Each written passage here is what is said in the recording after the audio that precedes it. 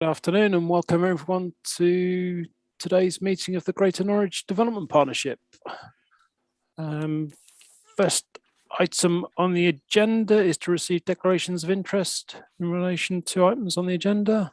Martin? Hi, Sean. Yes, I have declared interest. My family has put forward sites for development in South Norfolk, and I'm also a chairman of a charity that's put forward a site for development in South Norfolk. Okay, thank you for that, Martin. Anything for anybody else?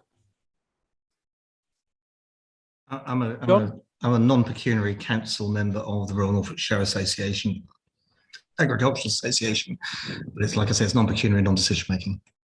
Okay, thank you for that. Okay, so that moves us on then to apologies for absence. Any apologies for absence? Yes, Chairman, we have apologies from Councillor Waters, Councillor Moncur, Councillor Clancy and Councillor Proctor. Councillor Proctor's substitute is Councillor Wilby. Okay, thank you for that, James, and welcome Martin, or Councillor Wilby, to today's meeting. Thank you for stepping in. Okay, so we have the minutes at item 3, starting at page 4, taking those on block.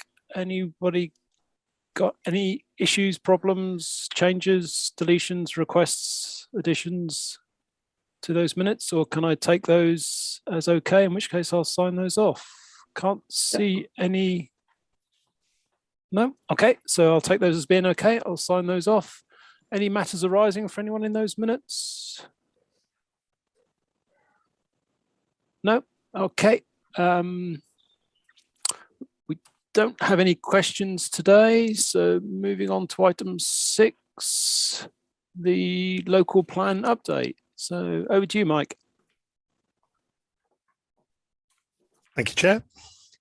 Yeah, I'll just this is an update paper, so I'll just go through the main points, but I don't think I need to spend too much time on it.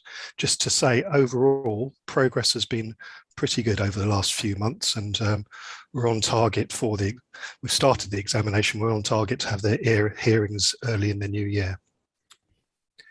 So the plan was submitted on the 30th of July. 2 inspectors, Mike Warden and Thomas Hatfield, have been appointed, and we have a programme officer, Annette Feeney, who's worked with us previously, has been appointed as well.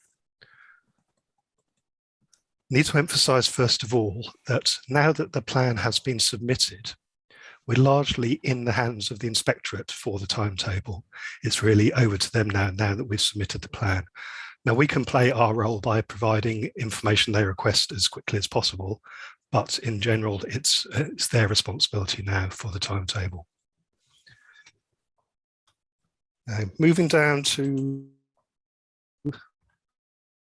paragraph 4 of the report. The main issues we identified in the submission paper still remain the case, and we've had the initial questions letter, which confirmed that the main issues we're likely to have at the examination, but let me just stress once again, it is in the hands of the inspectors now. They are the overall housing numbers and the location and deliverability of growth. Deliverability really is an important issue that they will investigate in a lot of detail at the examination. So it includes site viability and impact on climate change. Secondly, the habitats regulation issue, the visitor pressure issue. We have an approach agreed with Natural England, but it still needs to be signed off county-wide, so it's important that work gets finalised. And finally, the site to meet the needs of gypsies and travellers. We're taking a 2-pronged approach to that. We have consultants, RRR, doing further work with the gypsy and traveller community, which may bring forward more sites. And we have at the same time an officer group that is looking to identify sites potentially to come through the development management process.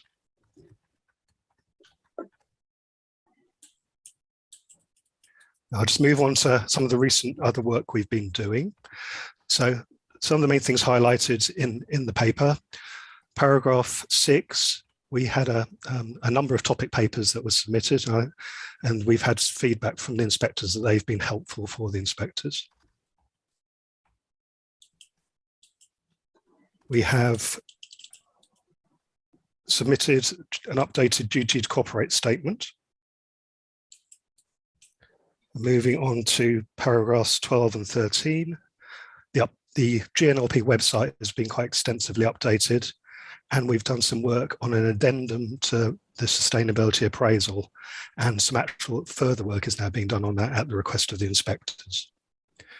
So most recently, we had the initial questions letter from the inspectors October the 18th, and we got the response on that on the website to the timetable. So it's available there. There's a link there for you to have a look at that. Be very happy to answer any questions about that as after I've finished my brief presentation. So the initial questions letter is the standard early stage of the examination, and the purpose of it is to enable us to answer the inspector's questions and provide them with clarity on where the evidence can be found. So that has been done. The next stage will be the MIQs, the matters, issues and questions, and these are absolutely critical. These are the basis of the examination. We haven't received these yet from the inspectors. We're expecting them within the next week or two, and we'll be looking to get a response back to them prior to Christmas. If that is possible, if we can provide responses within that timescale, we should be on. But again, re-emphasize it's up to the inspectors. We should be on for having examination hearings in February and March. And the early indications are we're likely to have 2 groups of 2-week sessions. And this is supposition to a certain extent, but it's most likely we'll have all of the process and the strategy issues dealt with in the first couple of weeks, and then the sites in that later couple of weeks. Okay, I think I'll leave it there for now, and very happy to answer any questions. Okay, thank you for taking us through that, Mike. Any questions on what you've heard or any other matters relating to the local plan? No, can't see anything coming forward. As far as the additional information needed around the HRAs, is there a timetable for that, Mike? That's being dealt with through Norfolk Strategic Planning Framework. I'm not Okay, aware so exactly what the timetable is. The inputs will come from that in due course then. Yeah. Yep. Okay, good. Is there any other questions? No, can't see anything else. So anything else we need to know about that, Mike? No, I think just overall, we've made good progress, and the feedback we've had from the inspectors so far has been relatively positive. None of those questions that we were asked were a surprise. So I think we've been fairly well prepared. And so they did look like they were in the places we expect them to be. As far as the examination timetable being February and March, is that on track with the original timetable we set? Yes, we should still be able to adopt by September if that's the case. But let me just re-emphasize once again, that is in the hands of the inspectors now. Indeed. Yep, that's their timetable. So we just hopefully keep pushing them towards the dates that we need. So thank you for that. Okay, so we'll note and the comments in the report, and that will move forward in that way. So thank you for that. That moves us on then to the next item on the agenda. James, did you see that Councillor Fuller's put Councillor Ellis' apologies in the chat? Just making sure you've seen those. Yep. Okay. Thank you. So that moves us on then to Transfor for Norwich strategy. So Matt, are you presenting this one? Thank you, Chairman. Okay, over to you. Thank you. We reported at the previous meeting the desire to update the existing Norwich TFN strategy. And we said that it was necessary because of the age of the document and the desire to set out a forward-looking, ambitious strategy for transport, covering Norwich and all of its strategic growth areas, that takes into account that Norwich is an important centre for much of the surrounding rural area.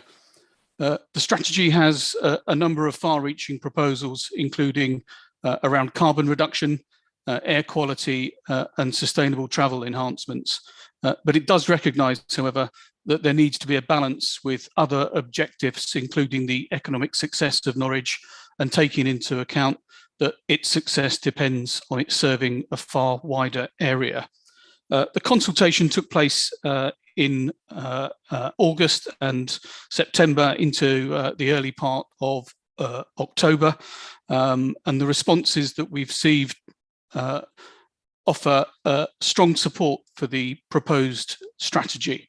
A far greater weight of answers strongly agreeing with all of the themes and its overall direction.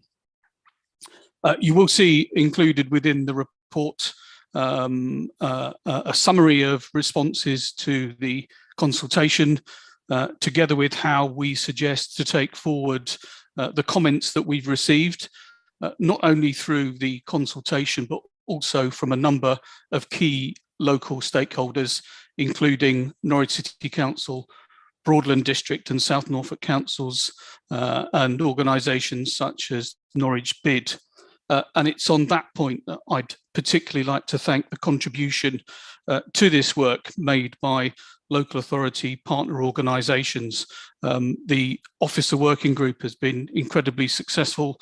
It's met on a weekly basis for the last 6 months or so, and it's been able to inform a draft strategy which is far broader in its content than I think it would have otherwise been. In terms of next steps, the strategy is a series of policies. We need to be able to take that forward. Its adoption is planned by the end of the year, and comments made from GND otherwise been. In terms of next steps, the strategy is a series of policies. We need to be able to take that forward. Its adoption is planned by the end of the year, and comments made from GNDP will hopefully feed into that. And then we will start the work in relation to the next phase, which is the action plan. We would like to be able to commit to taking forward the work on the action plan in partnership with the districts and the City Council, complete some of the work that's been started on traffic modelling. This is vital to underpin the strategy objectives supported in terms of potential schemes to reallocate road space to take work forward on the impact of a range of interventions to support carbon reductions and air quality improvements, and a means of developing the hierarchy for uses on the transport network of Norwich. Continuing that work, we wish to be able to look at long-term governance arrangements to be able to help prioritise areas of work and to ensure that decisions are made to secure funding for the ongoing work to support that next round of transport interventions.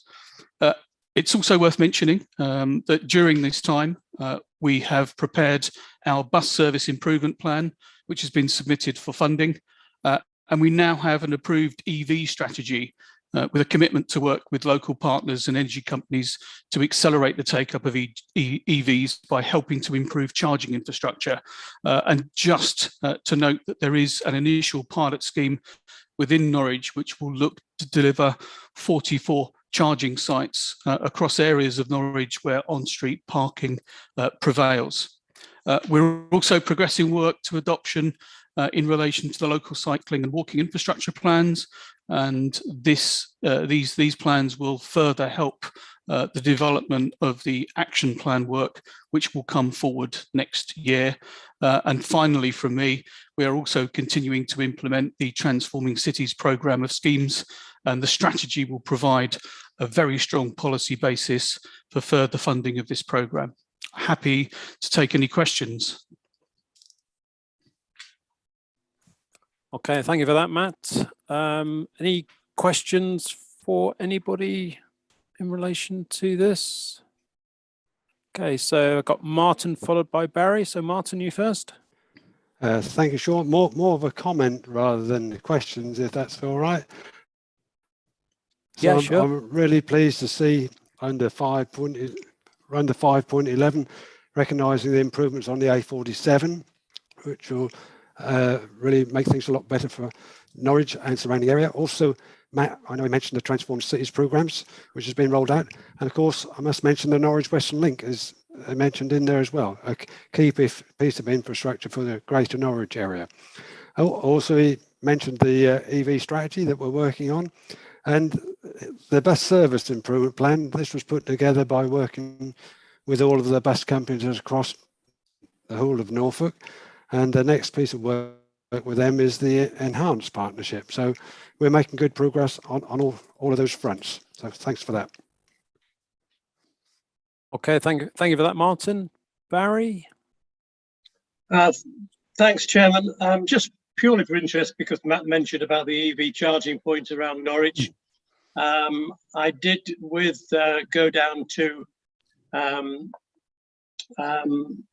Banbury on last Monday to have a look at some EV buses and the progress they're making towards developing EV buses, which we are in the process of putting a bid in for Norwich to bring EV buses to Norwich sometime next year, early next year, for a taster. And then if we get the bid, successful with the bid for so many £1 million, I can't remember the actual figure, we should start seeing electric vehicles or buses rolled out into Norwich sometime next year. These are single-decker buses at the moment, but I was very, very impressed with the product we had a look at. I won't go into any detail now, but it's very good, and we need to bear in mind that that will be on its way. Thanks, Sean. Okay, thanks for that, Barry. Yeah, I think we're all pretty excited about moving to electric buses. It's should make a significant difference to the air quality within the city. So that's a good step forward. So Mike, I've got you next, followed by John. Thanks, Chair. I've got a few comments I want to make. Is that okay? Might take a few minutes. Yeah, please do.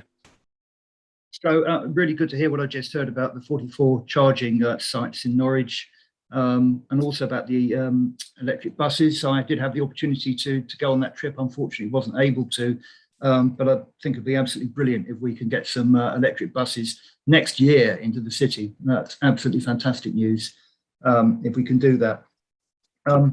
In terms of the document in front of us today, from City Council point of view, it's in parts disappointing, but what I do want to do is to acknowledge the work and the progress that has been made during 2021, creating a transport policy framework which is more environmentally and socially progressive, and that is through a link of both the TfN strategy and the bus service improvement plan and the local cycling and walking infrastructure plan, and they need to mesh together, they need to knit together, and the BSI in particular is very clear and engaging, and it's got actions, timescales, performance measures and resources identified, and actually that's how we would like to see the TfN strategy developed, to be just like that, because at the moment it isn't.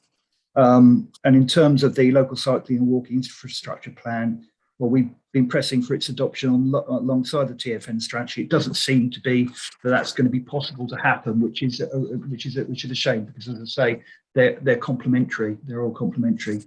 And the other thing I want to say is that the work led by the county on implementing the Transforming Cities programme has been impressive, and the team working is something that we would want to congratulate the county on. However, we did call for a series of improvements to the draft TfN strategy, and only one change of any substance seems to have appeared in what we have before us today, which is to strengthen the policy on introducing 20-mile-an-hour limits over a wider area of the city. And also, we would have liked to have seen a recognition that reducing travel demand is needed to achieve our objectives. But some of the things we did propose that aren't in there, and it's not clear to us why they're not there.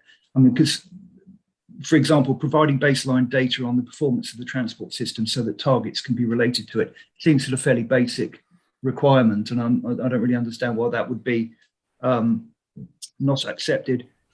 We suggested including the word affordable in the vision statement around transport, around affordable transport. That hasn't appeared. The other thing is that we would like to see recognition that building roads fuels traffic growth and car-based patterns of development, and that doesn't seem to be explicit. We'd also, well, there are a range of things we'd ask, like committing not to begin the development of any more major road schemes. The workplace parking levy could be a useful tool for raising money locally for investment in transport, but it would need to be applied across the whole urban area for equity purposes, and so as not to have unintended consequences. Commission to build a comprehensive network of mobility hubs and showing where they are, and making it clear that road network and travel mode hierarchies should be really prioritised based on those that use the least energy and produce the least pollution and promote the most healthy activity. And also, we don't know when actions in the Transport for Norwich strategy will be done and by whom and with what money. And I said that before, I think, at the TFN committee. It's the who, where, when, and how much. And we don't, we really do need to know that. We also would hope that it would be possible for the four councils involved to agree some urgent priority actions for the action plan, not least of all establishing a carbon budget, and also air quality improvements through restrictions on access for polluting vehicles. That would be through a clean air zone, and also improved governance. And I'm glad that that was acknowledged in what Matt just said. Improved governance to repair the situation created by the termination of the Highways Agency agreement with the City Council, because we do feel that we need to continue to have a voice in these matters, a stronger voice going forward beyond TFN. I beg your pardon, beyond transforming cities. We also call for more money to be spent on sustainable transport, and then we ask that should exceed money spent on new road schemes, and also a higher proportion raised locally, so we don't have to rely on handouts from central government. And the other thing is, it does seem from looking at the various projects and proposals and the amounts of money attached to them, so the BSIP, for example, the LCWIP, looking at the amounts there, it suggests that at least 5 times more money will be spent in the Norwich area on new roads compared to sustainable transport. And at this time, that just seems wholly inappropriate to be spending 5 times more on road building than we are on sustainable forms of transport. It seems to be completely the wrong priority. So we're getting near where we're going to need to resolve our position on the on this, and also on the Norwich Western Link. And what we want to see is convincing evidence that the Norwich Western Link is a critical part of an environmentally progressive and deliverable transport for the city. And that's what we're looking to this strategy to provide some comfort, some reassurance for us. And that means considerable air quality and decongestion in the city, comprehensive investment package in public transport, cycling and walking, the completion of complementary schemes before the Norwich Western Link is completed, as happened with the Southern, as happened with the NDR, and a political mechanism to ensure the governance is in place to ensure that the commitments are implemented, and evidence that the wildlife and landscape impacts of the scheme can be satisfactorily mitigated. So that's just several. There is a list, and it's in the public domain because we've said that previously. So we're still looking for more clarity, and I think a stronger commitment to sustainability than we have here, and that's going to make it challenging and difficult for us, I think, to endorse this strategy as it stands when it comes to our cabinet in the new year. What I'm saying is challenging and difficult, but we've had some reassurance that other work is being done in parallel, but we'll need to see in detail what that means, and when, where, and how it's going to happen. So sorry for taking up so much of your time, but This is quite important for us, and I just wanted to put on record where we are at, so that there are no surprises further down the road if we get into difficulty. Okay, thank you for that, Mike. I think that's going to give you a number of things to pick up there, Matt, if you don't mind. And some of the things that Mike has touched on, I've got on my list as well, linking to the action plan and bringing forward the action plan. And again, some of the things perhaps that were listed there are more actions than strategy, but we need to make sure and understand all these things are joined up in the way they come forward. So can I hand that back to you, Matt, as far as any of those bits you can pick up for us at this point? Thank you, Chair. You certainly can. Certainly, the majority of the comments in relation to the detail, it's exactly that. They are matters that will be taken forward as part of the action plan.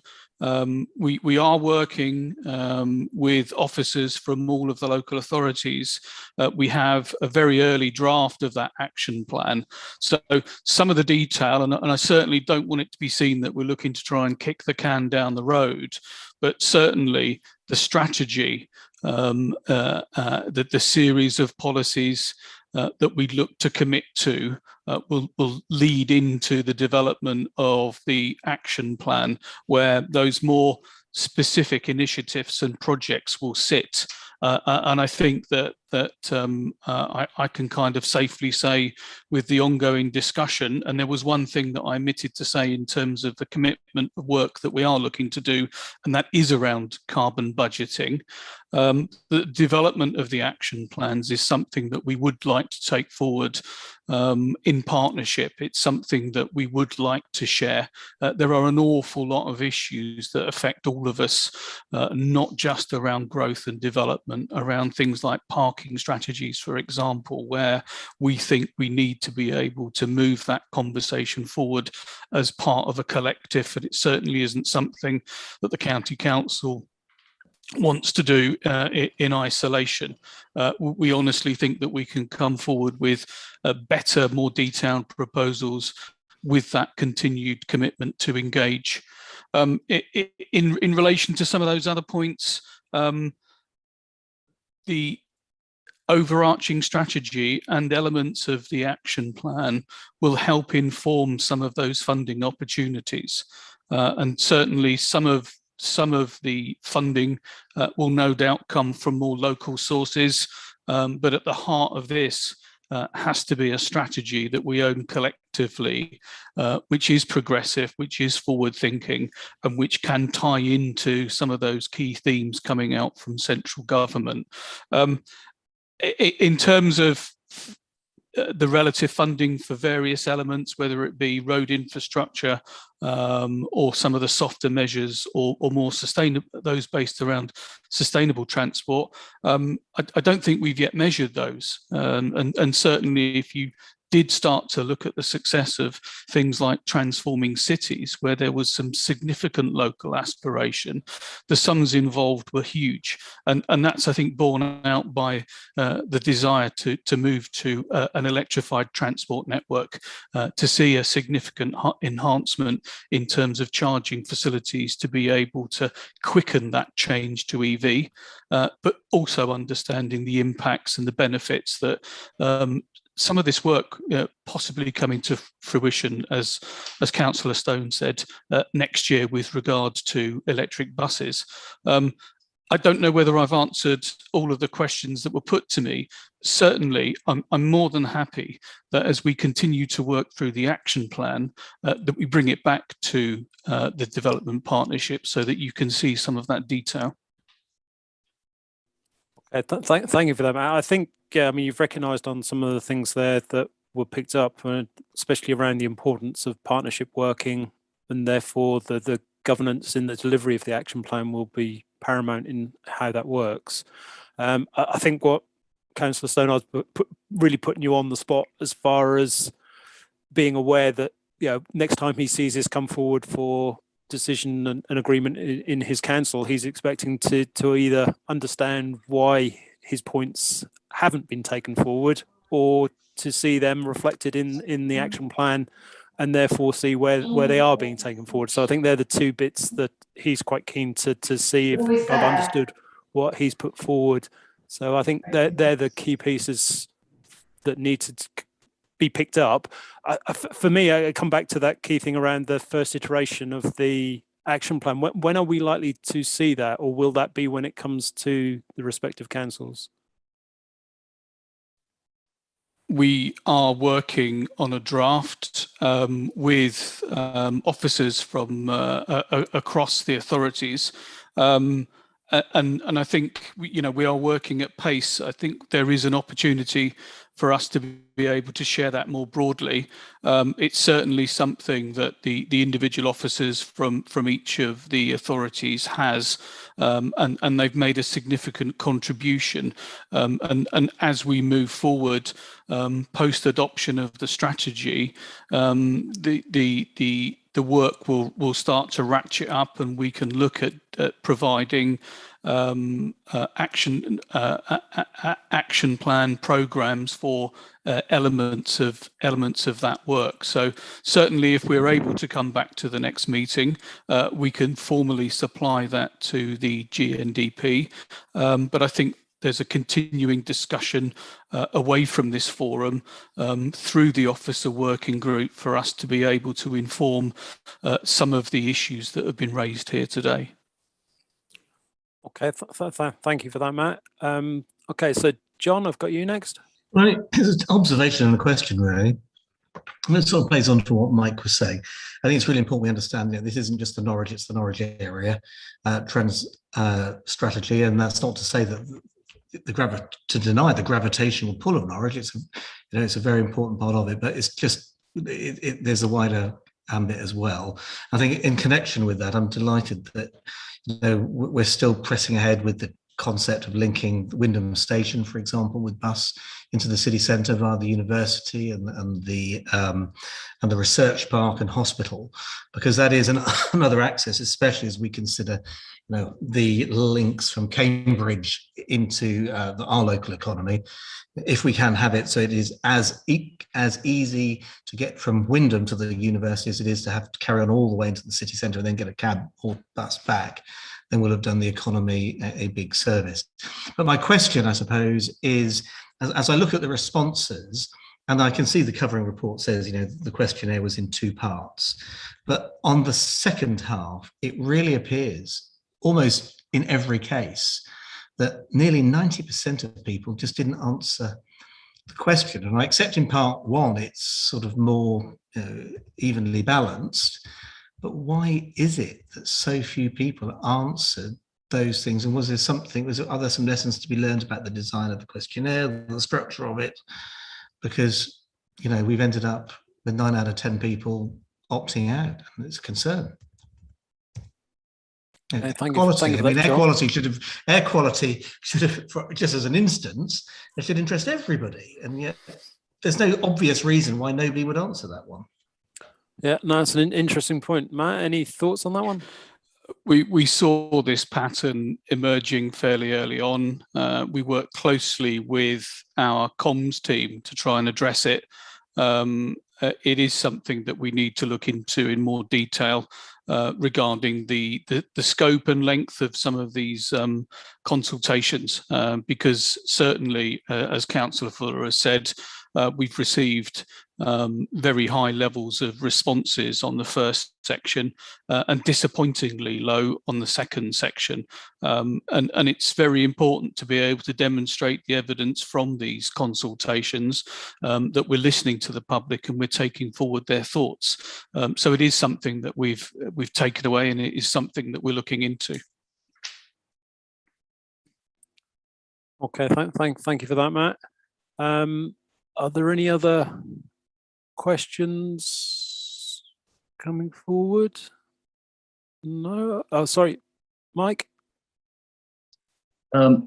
Yes. By the way, Matt, thank you very much for your response. I just wanted to raise this is not a strategic issue; it's a practical issue based on something that was said by Matt about the 44 charging sites. So, if you'll indulge me, what should be a strategic meeting, One of the things I'm picking up in the city, this is from people who live in areas where there's on-street parking, where they have electric vehicles and they're trailing cables over the pavements, is access problems for people in wheelchairs or people who have mobility issues or people who might be partially sighted, and the fact that there are covers that can be put onto the wires, but they're actually quite steep to get over. They need to be sort of more gradual. So I'm picking up casework around that, and I just think it's something which is going to increasingly become a problem as more and more people get electric vehicles. But certainly if we're putting in place 44 charging sites where there's on-street parking, that's something we need to think about.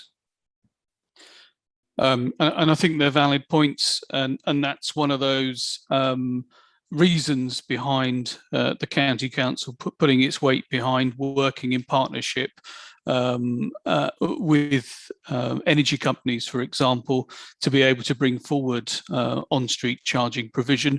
There were 66 sites originally planned, and one of the issues that we're finding, access to power, is a significant constraint. So the 66 became 44. The county council is working on a number of fronts with a number of energy suppliers to look at how we can help with this, because it is very much a blended solution. It's not all about on-street charging provision. It's about trying to increase the offer in terms of super fast charging sites, for example, and on a regular basis, I pass the grid serve proposals, and the county council is actively involved in trying to promote more of those, for example. And as we see technological advances, we'll see vehicles that charge more quickly with a greater range, and those issues around refueling will probably look and feel very similar to the majority of people at the moment using fossil fuels. Okay, so thank you for that. I think it's a practical thing here around how we make these things work, and as you say, there are some constraints and limitations around the power network to move that forward.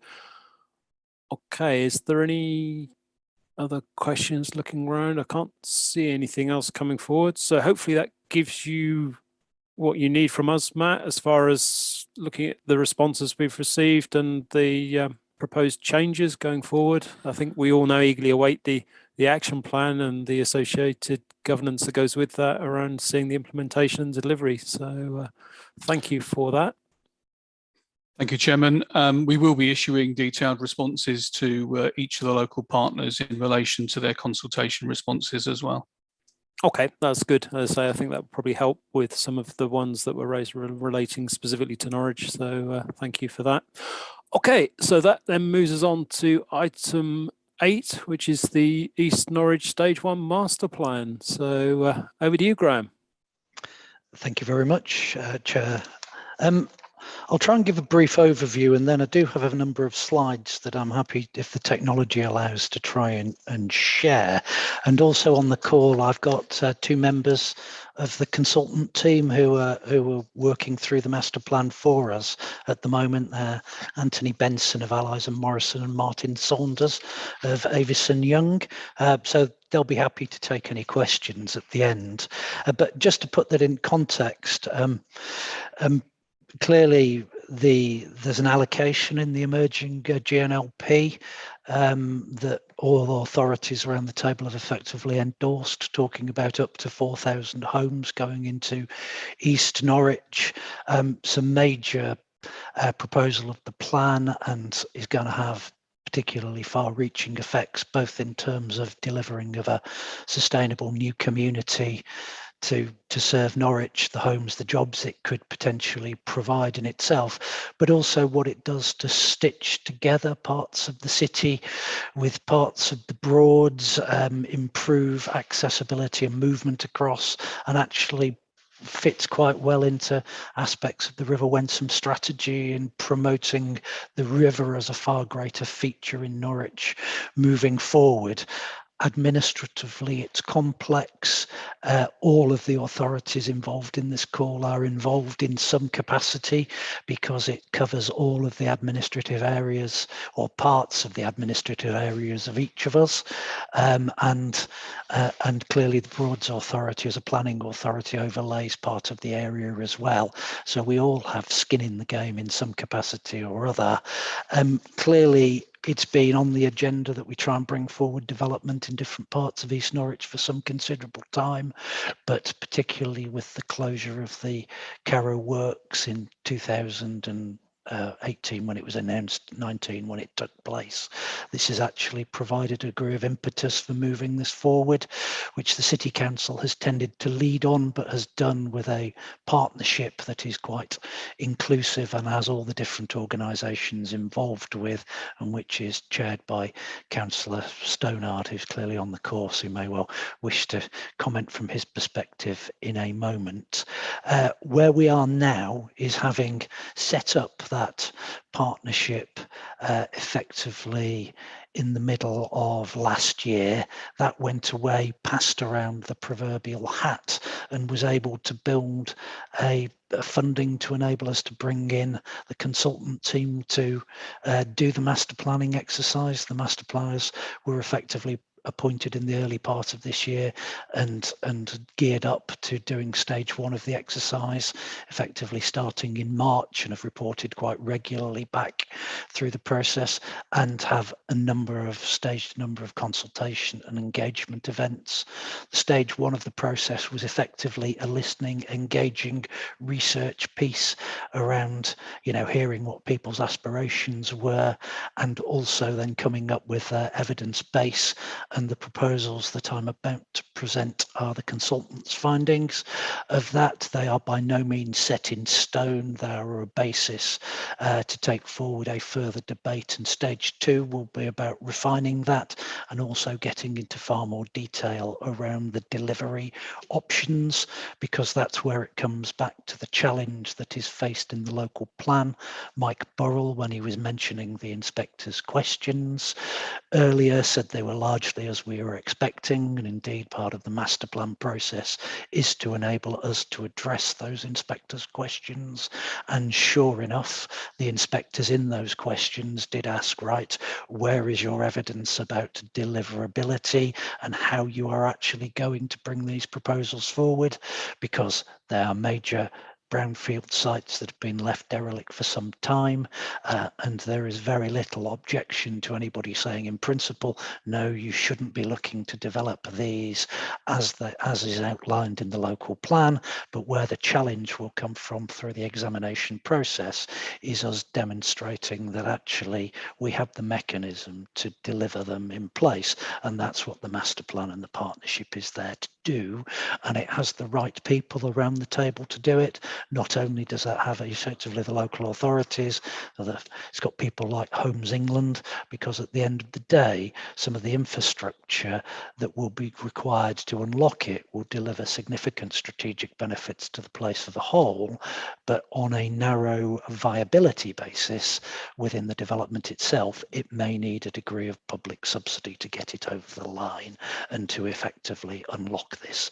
Now, we don't know where those figures will land at this stage. That's the stage two of the process to come up with, but that's the purpose and where it comes back to ourselves, both as through making the case to justify the allocation in the local plan, but also in terms of future debates about what the future role of the Greater Norwich Growth Board is and how we can use our collective powers to get behind and ensure the delivery of some of these more challenging areas to actually bring forward development on. So that's the process we're going through. The key stage in terms of governance is actually at the City Council's Cabinet, which is due to meet on Wednesday and formally consider the stage one master plan and whether to advance to stage two. There's been a discussions previously at the wider partnership around the emerging master plan. The report that you've considered or are considering today refers to the plans not being in the public domain, but by virtue of the publication for the cabinet meeting later in the week, that's no longer the case. So the emerging master plan is on the City Council's website, and we can include a link to that within the minutes. And if anybody is particularly interested, there's roughly an hour-long presentation that the consultants have prepared to explain the process that they've been through in far more detail than the brief PowerPoint presentation I'm about to share, which summarizes it in a much more crude manner. And that's available to look at again on the City Council's website, because it was presented in full to our Sustainable Development panel the other week. So if anyone has an hour to spend, watch the first hour of the Sustainable Development panel meeting that is available to look at on the City Council's YouTube channel. So it's all out there in the public domain. Right. I will then seek to do battle with the technology and see if I can share my screen. I hope this will work. If it doesn't, can someone please shout at me? And I will try and do that. It's working. Have you just got the cover page, if you like, or have you got it in full screen version? No, we've got it as a slide within the pack. We've not got full screen. Okay, I think I'm struggling with the technology, but actually I think that's probably, if that's okay with everybody, I'll just crack forward because I don't want to spend a huge amount of time trying to set it up differently. The first slide is obviously just a reminder of the actual area that is covered by the East Norwich Master Plan. You will see, and I won't repeat what I've said about it, actually covering all of our administrative areas there, but it covers essentially 4 sites: the Carrow Abbey site, encompassing the Carrow Works and the Carrow House, which used to be part of the site, which recently the City Council has bought using Townsdale funding.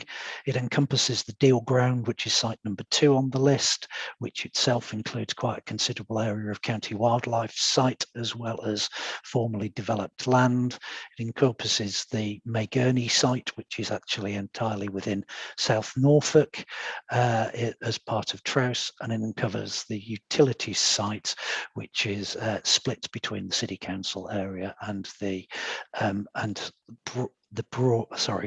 Broadland District Council administrative area, albeit there's also a split between the area covered by the Broads Authority as a planning authority and the City Council across that area. So it's administratively complicated, but covers approximately 50 hectares of land and has very considerable potential.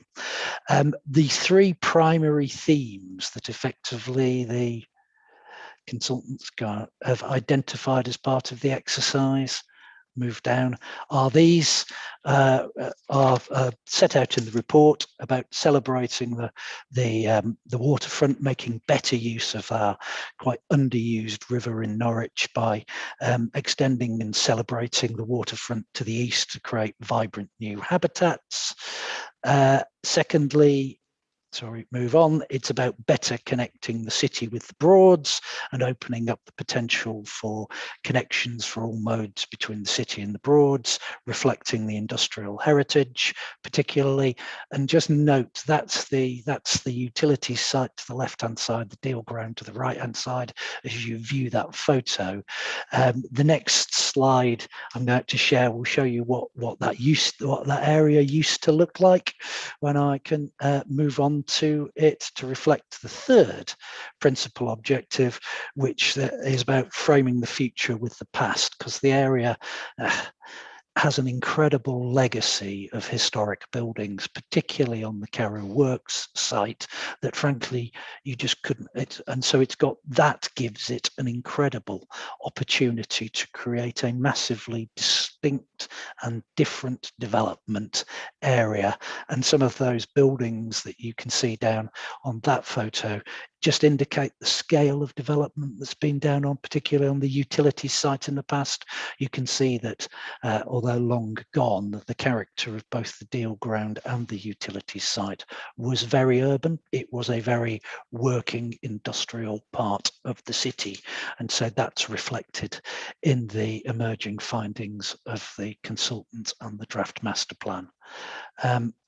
Moving on, there is a slightly more detailed set of 8 site-wide master plan objectives that the consultants have come through for, have identified at this stage. I won't go through them in any great detail now, but I think there's a lot in there that's good stuff that paves the way for a proper high quality development emerging at the end of the day. And this, in terms of the emerging master plan, is starting to illustrate some of the key findings about how the city is going to be stitched together.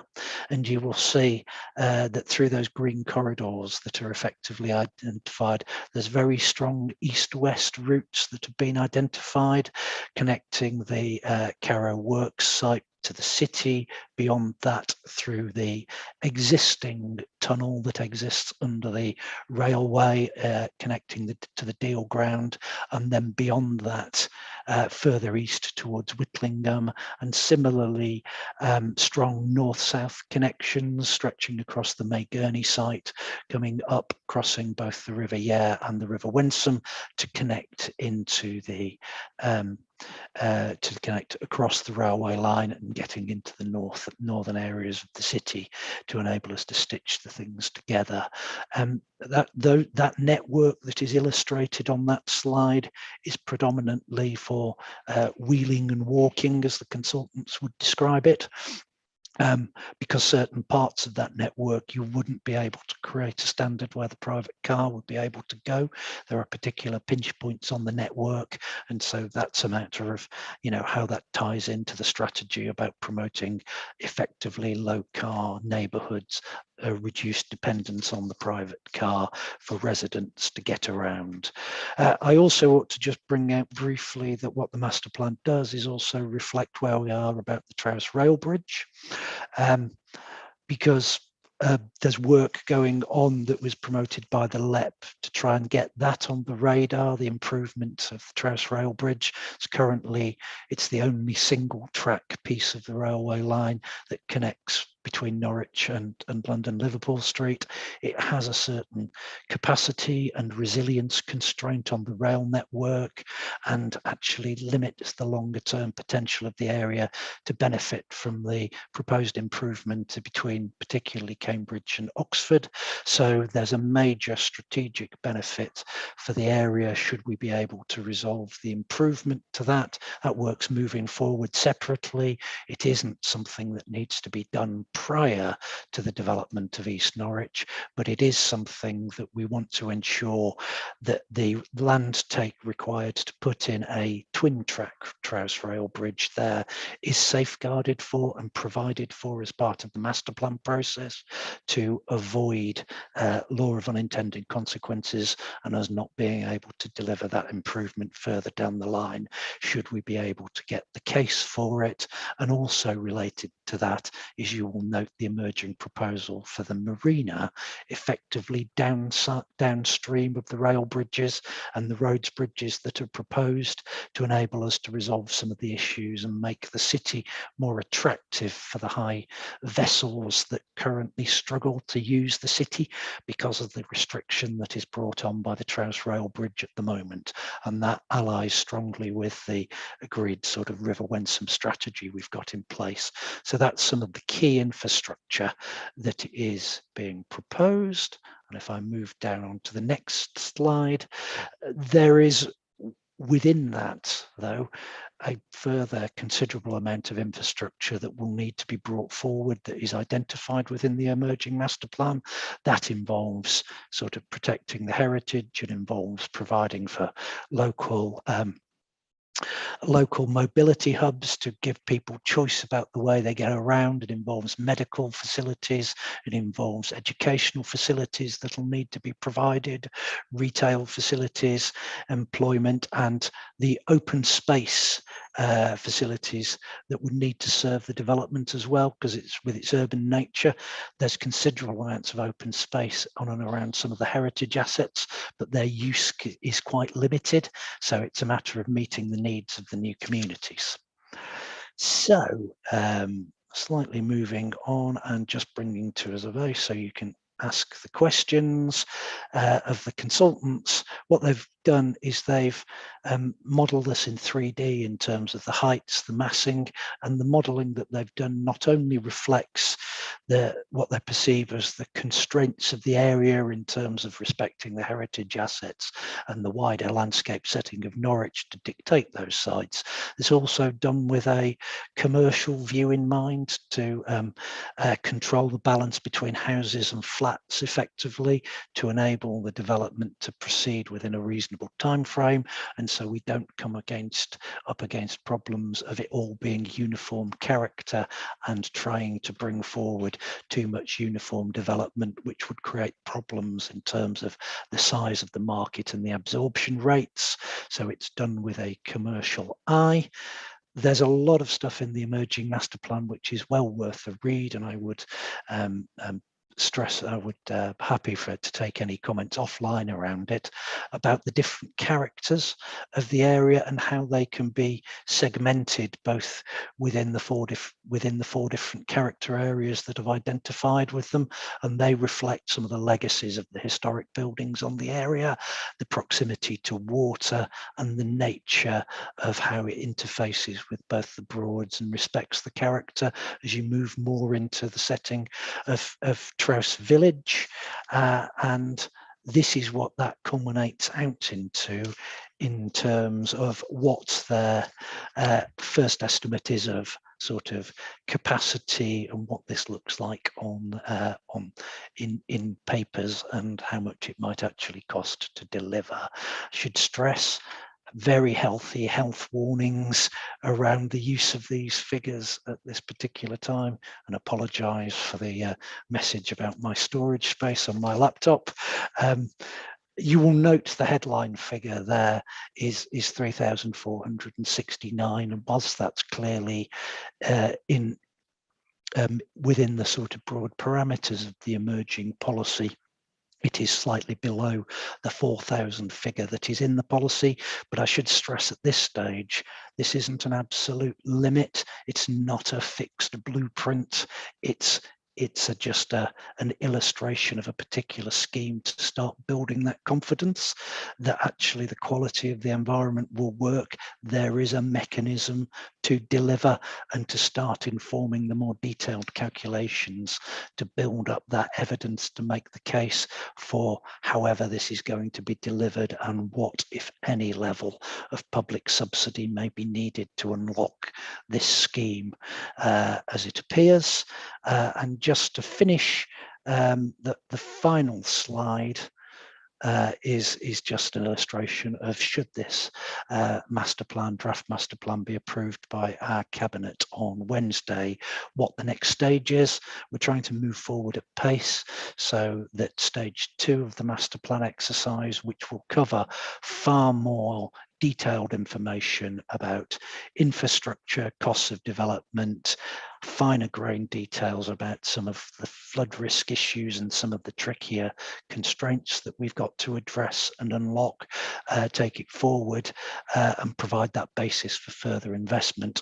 We're hoping to complete stage 2 effectively by the end of March, so I would expect that to be on the table and completed certainly before the site-specific examinations that are taking place as part of the GNLP will be concluded. So it should be information that strongly supports the joint allocation. And then we've got the small matter of moving this forward into next year and assuming the allocation gets confirmed and the master plan gets finalised. It's then the tricky bit of how we actually move into delivery mode, which itself is possibly a discussion for another day. So At that point, I will shut up. I hope I haven't bored everybody rigid and taken too much time, but I thought it'd be helpful just to give an overview of where we are. I am happy to take any questions about the broad process, but if you've got any more detailed points about the emerging master plan, as I say, we have both Martin and Anthony on the call, who've now miraculously appeared from their previous dormant state, and I'm sure they'll answer those questions far more eloquently than I can. Thank you for that, Graham. That was very useful, bringing us up to speed on where you are with things at this point in time. And I think the YouTube watching of the more detailed rollout or the more detailed presentation would be useful, not only for all of us, but also the inspectors. I'm sure will be onto that as well to have a look. We can certainly send links around to all of those to everybody at the meeting following it. Yeah, I think that would be useful. Okay, so any questions for Graham and his team?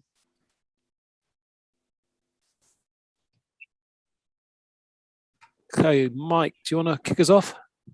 Well, just to make a brief comment, really, which is that the being involved in the public-private sector partnership board is it's a really positive experience.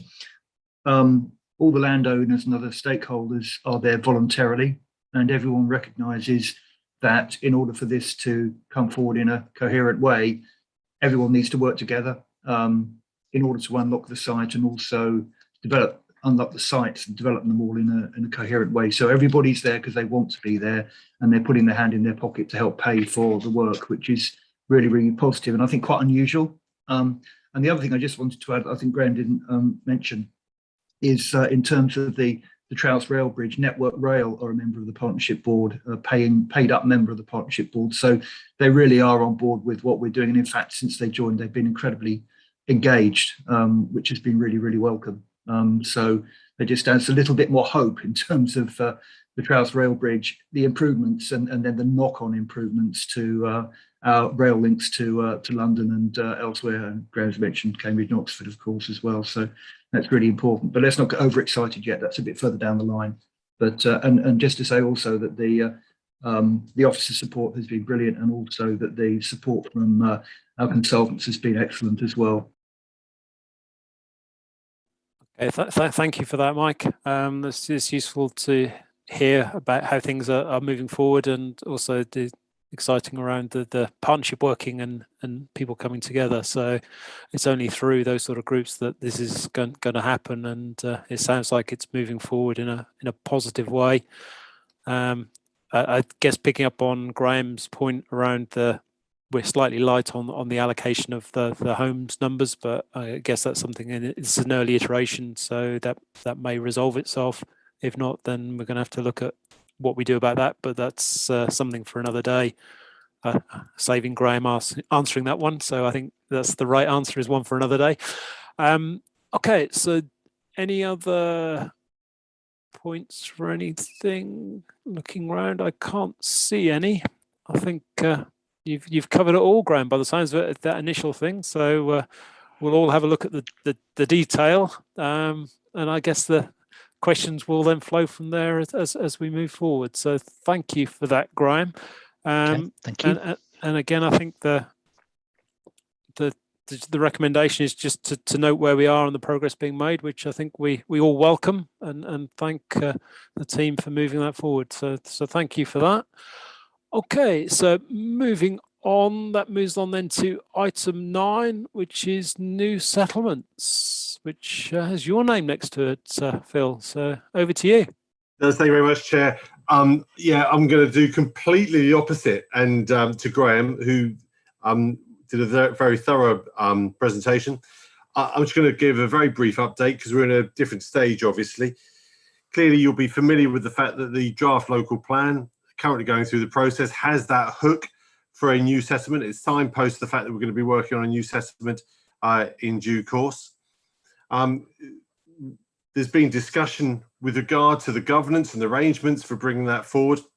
It's actually been really handy for Graham to go through the work they're doing on East Norwich, clearly led by Norwich City, quite rightly, with feedback given back to this particular group and we envisage the same happening for new settlements, albeit because the new settlements by their very nature, or the new settlement by its very nature, will either be in South Norfolk or Broadland, that work to be led by Broadland and South Norfolk, but feeding back in the same way as Graham has fed back to this group today.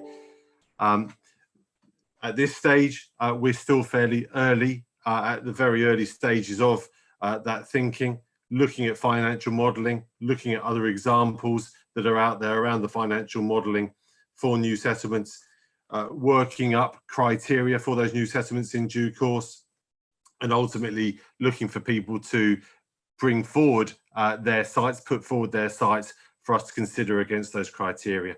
It's also just worth noting the work that Clarion are doing at Honningham, and it must be acknowledged, as it is by all of us, that that is separate to the work of this group and of the Greater Norwich Partnership. That was something that they've instigated, not by our invitation, but by their own decision. And they will just go through that consultation, recognising themselves that that is separate, but in parallel to this local plan process. And it does not preempt our own work on that. So that's really just a very quick synopsis of where we are and what will be happening. Thank you. Okay, thank you for that update, Phil. So any questions or comments from anyone in relation to new settlements?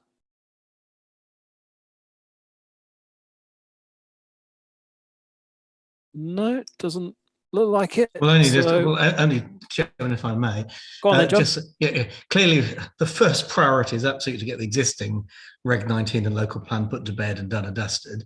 So, you know, that no one's really engaged now doesn't mean we're not interested. It's just that there's a more immediate priority. Having said that, laying the groundwork for the next local plan, which who knows, may have a period that takes us all the way up to 2045. I don't know.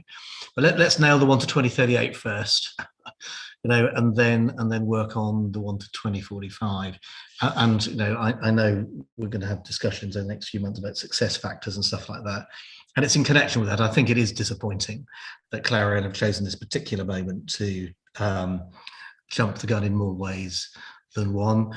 Trying to consult with people before success factors are known isn't going to do them or residents any harm, any good at all, and could even confuse. So, of course, it's their decision; they can do what they like.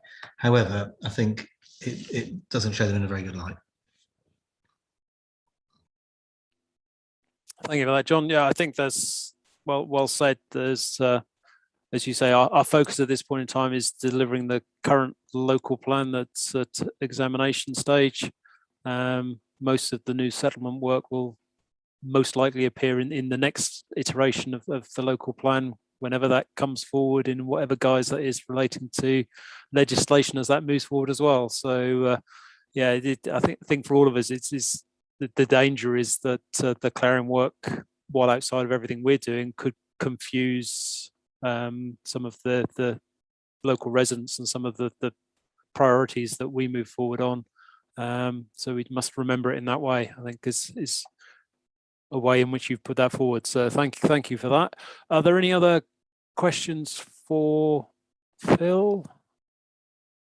No, I can't see any. So thank you for that, Phil. So thank you for the update, and we look forward to more as things move forward on that. Okay, so that brings us to the end of our agenda. So thank you everybody for your participation today. We'll close the meeting and stay safe, everyone. Bye. Thanks, Sean.